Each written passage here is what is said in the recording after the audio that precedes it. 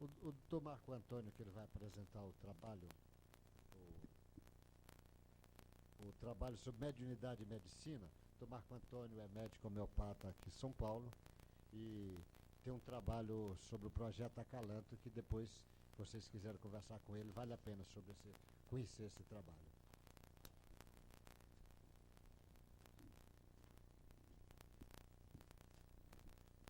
Talvez eu fosse precisar daquela caneta. Você me empresta? Muito obrigado. Eu trouxe a vermelha, mas não sabia. Vai passar transparente? Isso. Meus irmãos, um bom dia a todos.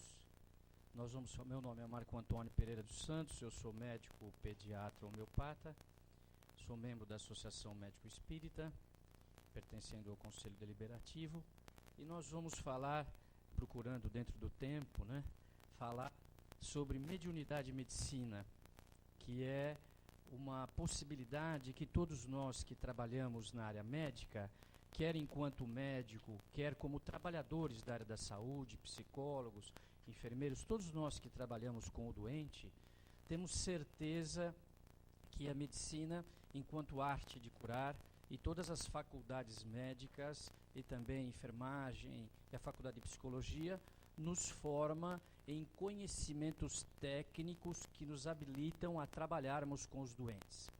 Mas o Espiritismo nos dá igualmente outros conhecimentos técnicos que precisam ser aliados aos conhecimentos tradicionais da faculdade que todos nós frequentamos, para que possamos ter ferramentas adequadas à medicina do terceiro milênio. A proposta do Congresso como um todo é habilitar profissionais, trabalhadores da área da saúde, para que possam fazer frente aos diagnósticos cada vez mais complexos do próximo milênio. Nossos pacientes não são simples quanto os manuais que estudamos, não é verdade? Nós abrimos os textos, lemos, abrimos a porta do nosso consultório e o que nós encontramos na nossa frente, muitas das vezes não é nada do que o livro nos ensinou. E nessa hora, como trabalharmos com essa realidade tão distante entre a teoria e mesmo a prática que aprendemos nos hospitais e a prática do nosso consultório diário? Eu me lembrei dessa passagem de Daniel na Cova dos Leões, não é? Nesse momento, num êxtase mediúnico de comunicação, se pudesse apagar um pouquinho a luz, talvez ficasse melhor, porque essa gravura é tão bonita. O êxtase mediúnico, ele em comunicação direta com Deus, nosso Pai, não percebe ou nem observa ao seu redor todos esses leões que ali estão para devorá-lo. Leões famintos que estão interessados apenas na materialidade. Nós, enquanto trabalhadores da área da saúde, temos também essa animalidade ainda em nós. Trazemos dificuldades, problemas kármicos. Mas se nos ligarmos na nossa atividade, no nosso trabalho igualmente a Deus, conseguiremos ter forças para vencer todos os obstáculos materiais, nossos e de nossos pacientes. Próximo, por favor. A medicina, enquanto arte de curar, é conhecida por todos. Então é desnecessário, devido ao preâmbulo do colega, que nos colocou o trabalho de Hipócrates, a necessidade, já naquela época, 400 anos antes de Cristo, de termos o trabalho médico e também o oráculo, que foi muito bem colocado na mesma gravura.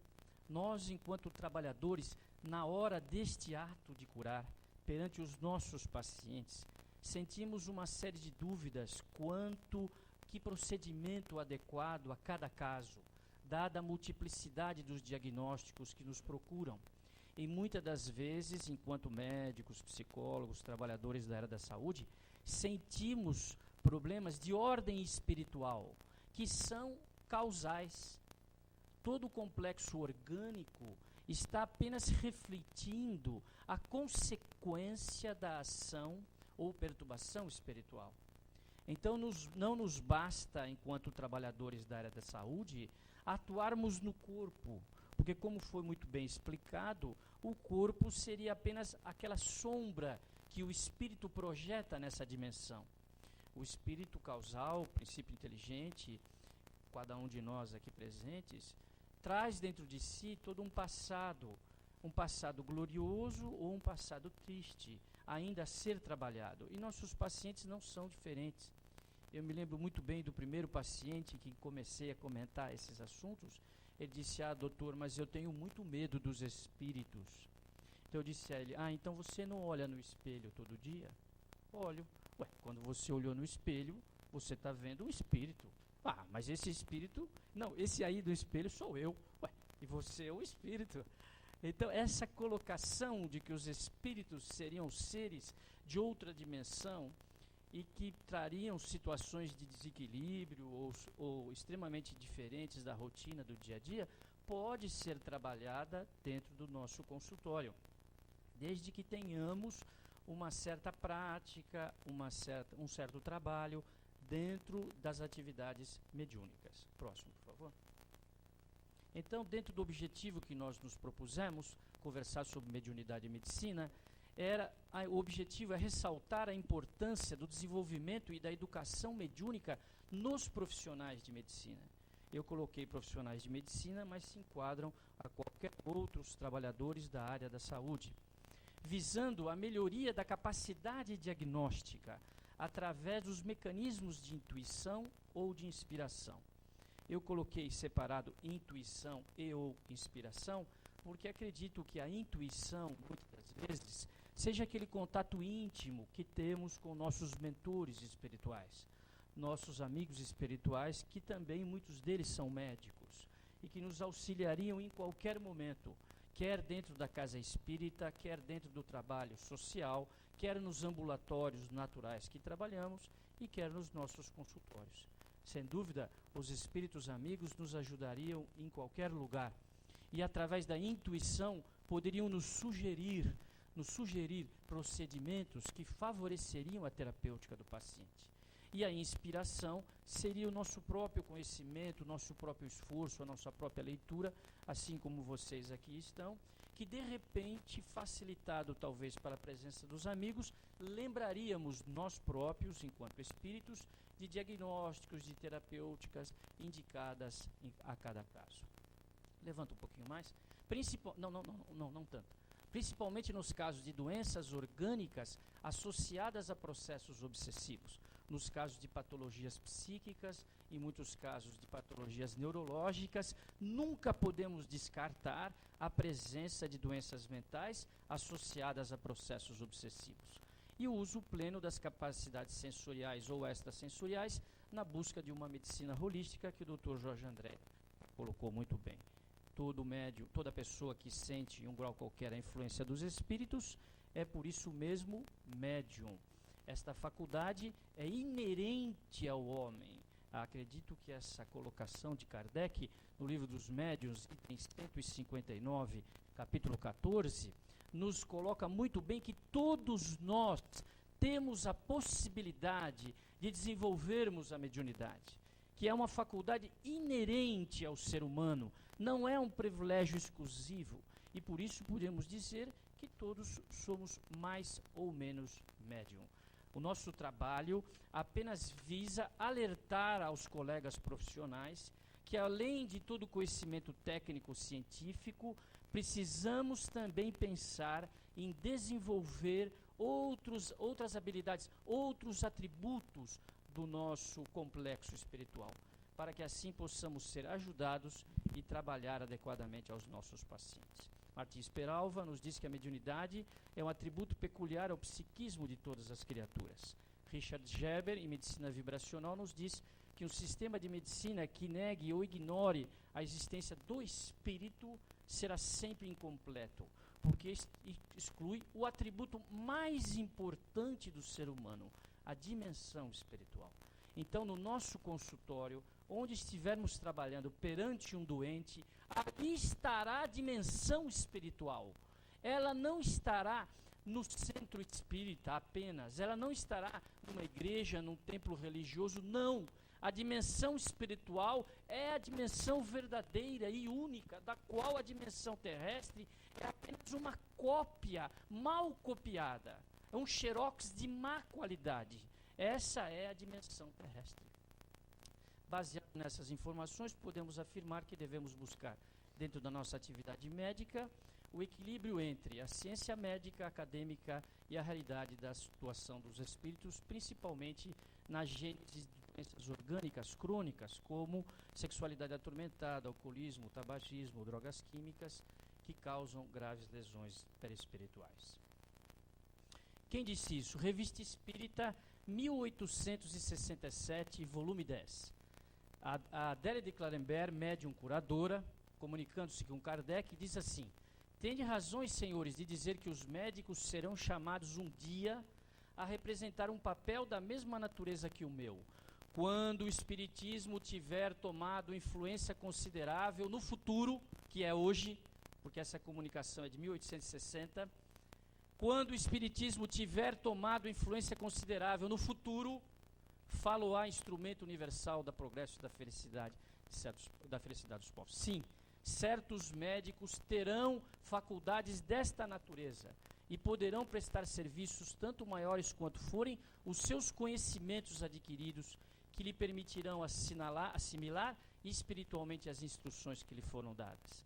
É um fato que deveis ter notado que as instruções que se tratam de assuntos especiais, tão mais facilmente e tão mais largamente desenvolvidas, quanto mais conhecimentos pessoais do médium se aproximarem da natureza que ele é chamado a transmitir. Então, aí está explicada a razão que André Luiz foi convocado do plano espiritual a trazer informações médicas. Quem melhor que um médico para trazer informações da espiritualidade médica? Só que André Luiz fez isso depois de desencarnado. Cabe a todos nós fazermos isso enquanto encarnados. Porque um dos primeiros que André Luiz disse aos seus mentores foi: que pena que eu não sabia isso enquanto estava encarnado. Esse auditório, o seu nome, este painel, é sem dúvida o nosso exemplo de médicos. Mas enquanto espíritas devemos aproveitar os conhecimentos e trabalhar enquanto encarnados, não é? Próxima mensagem. Desculpe. Ele diz assim: se ao saber humano os espíritos juntam pelo seu concurso uma aptidão mediúnica, para o médico é um meio para se esclarecer e agir segura, eficazmente, pelo que deve ser reconhecido, mas não deixará de ser sempre médico. Próximo, por favor. Aqui nós temos uma passagem muito bonita de André Luiz com o Espírito Auros. Eu só vou ler um trechinho. É um médico numa ambulância passando. Vocês podem ler nos Domínios, capítulo 15. E ele diz assim, levanta um pouquinho. Nem tudo é... Quem será aquele homem tão bem acompanhado? Ele está acompanhado de uma entidade muito luminosa. Ele diz assim: é espírita?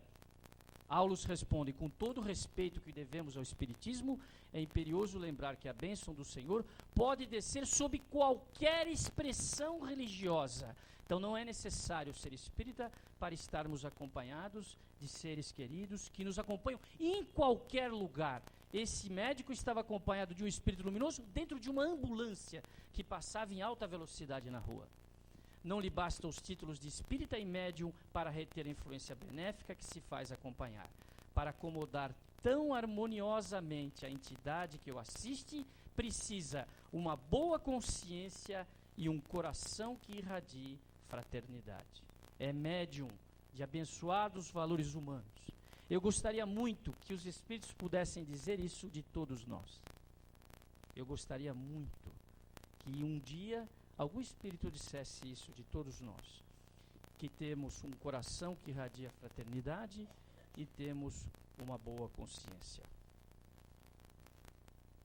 Então, colocando o nosso querido André Luiz enquanto vivo, nosso Carlos Chagas, que para nós, informação do nosso Chico Xavier e da doutora Marlene, temos então que essas informações nos servirão para enfrentar os nossos desafios, próximo por favor, do próximo milênio, principalmente quando o homem dominar toda a genética. O projeto que aí está do genoma humano é o desafio do terceiro milênio, onde nós teremos, sem dúvida, onde o homem dominará através da ciência quase todos os problemas ligados à nossa criação enquanto corpo humano, mas a ética, levanta um pouquinho por favor, a ética, o espiritismo como um grande defensor da ética, Será que acompanharemos os avanços genéticos? Então, esse é um desafio que os profissionais do terceiro milênio terão que enfrentar. Portanto, se nós tivermos condições através da mediunidade e da orientação dos espíritos, eu acredito que teremos condições técnicas, científicas e morais para podermos enfrentar o desafio de trabalharmos com doentes, pacientes, no próximo milênio. Eu agradeço a todos vocês, muito obrigado a oportunidade.